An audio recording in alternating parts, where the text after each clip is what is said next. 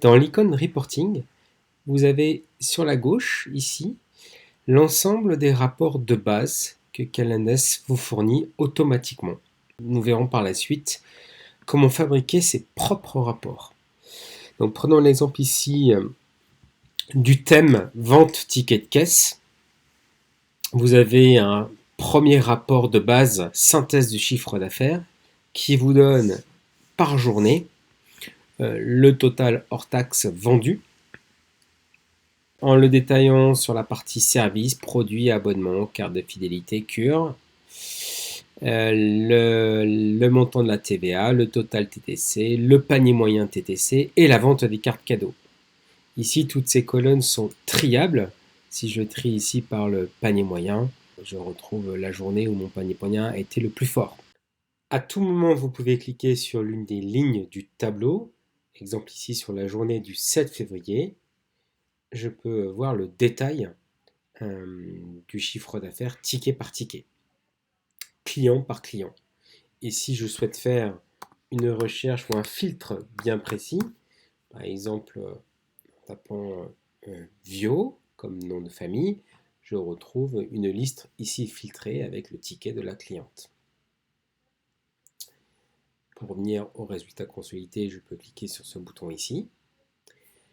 À tout moment, vous pouvez télécharger cette synthèse du chiffre d'affaires.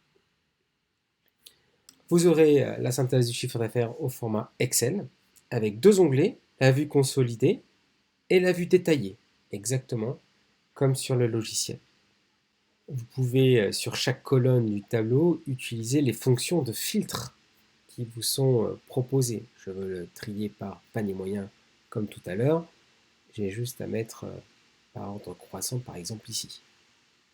La vue détaillée, vous avez le détail par journée avec ticket par ticket.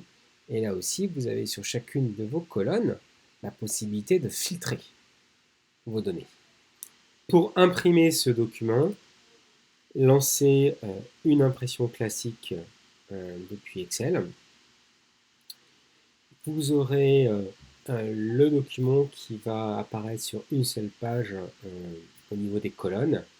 Et puis vous aurez un certain nombre de pages en fonction du nombre de lignes que vous aurez dans votre fichier à imprimer. C'est vous qui sélectionnez la période ici. Ici, on a décidé de se mettre sur le mois de février, mais on pourrait très bien regarder à la semaine, au jour ou de date à date.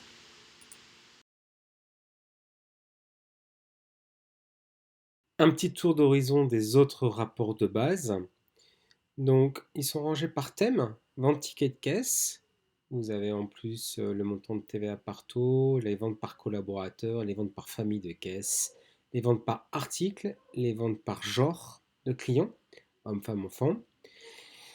Ces rapports sont déclinés en fonction de la nature de l'article, les services, les produits, les cures, les cartes cadeaux et les cartes de fidélité.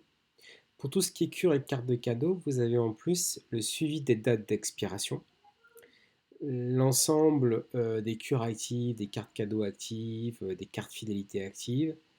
Vous avez un thème règlement avec évidemment la synthèse des règlements qui vous donne le total des règlements et puis par moyen de paiement à chaque fois le montant et le nombre.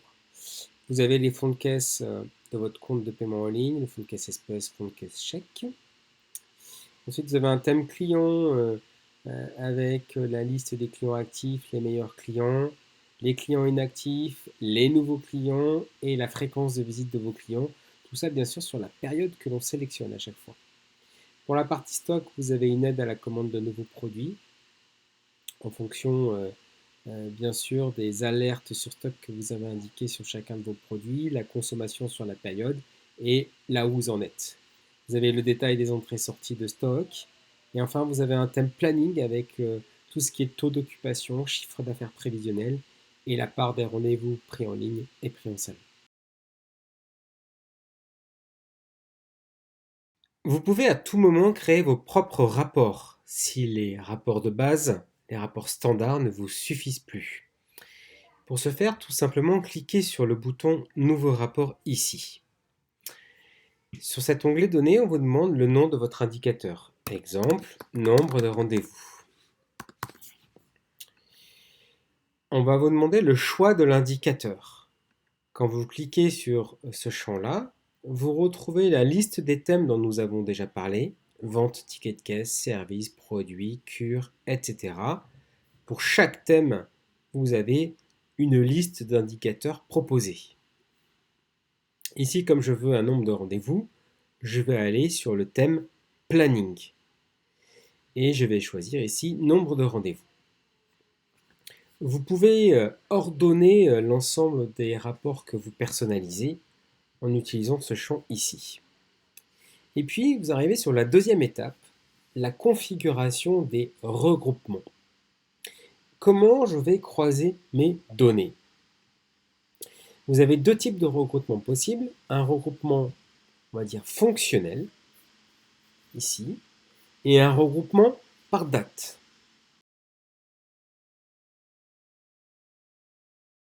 Je vais dire que je veux regrouper mes données en fonction du collaborateur. Pour visualiser en direct, sans avoir besoin d'enregistrer ce rapport, voir si ce que vous faites est correct, vous avez ici l'onglet Visualiser. Quand vous cliquez dessus, vous voyez en direct, en live, ce que vous avez paramétré. Ici, donc, on a demandé un nombre de rendez-vous. Donc, on voit ici la colonne nombre total, 140, 123, 58. Et on a demandé un regroupement par collaborateur. Et donc, on voit ce nombre de rendez-vous par collaborateur. Si ça ne me convient pas et que je souhaite non pas par collaborateur, mais par famille de caisse, je refais ici l'onglet Visualiser.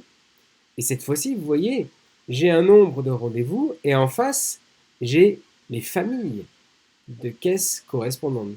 Ça veut dire qu'ici, j'ai 115 rendez-vous sur ma période du mois de février où il y a eu des prestations de type épilation.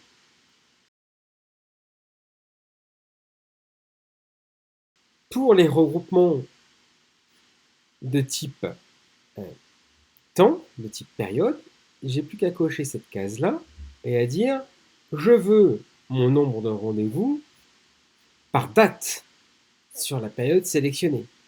Ce qui veut dire que quand je vais aller ici dans Visualiser, je vais pouvoir voir l'ensemble de mes rendez-vous par journée, du 1er février au 29 février. Si je dis non, c'est pas ce regroupement-là par date qui m'intéresse, mais un regroupement plutôt par jour de la semaine, je veux voir combien j'ai de rendez-vous le lundi, le mardi, le mercredi, sur une période, par exemple l'année ou sur le mois en question. J'ai plus qu'à cliquer sur l'onglet encore visualiser et je vois ici par jour de la semaine mon nombre de rendez-vous. Les mardis, j'ai fait 54 rendez-vous sur la période ici sélectionnée. Les vendredis, j'ai fait 67 rendez-vous. Une fois que votre rapport vous convient, vous n'avez plus qu'à enregistrer ce rapport et vous trouverez ce rapport personnalisé, c'est vos rapports, dans le sous-thème ici, vos rapports du thème planning. Et vous retrouvez ici les rapports standards que l'on a décrits auparavant. On peut aller beaucoup plus loin dans les rapports, on peut avoir un regroupement par date, ajouter un regroupement fonctionnel, voire même un deuxième regroupement fonctionnel. Donc on peut vraiment aller chercher des données très précises sur l'activité de son salon.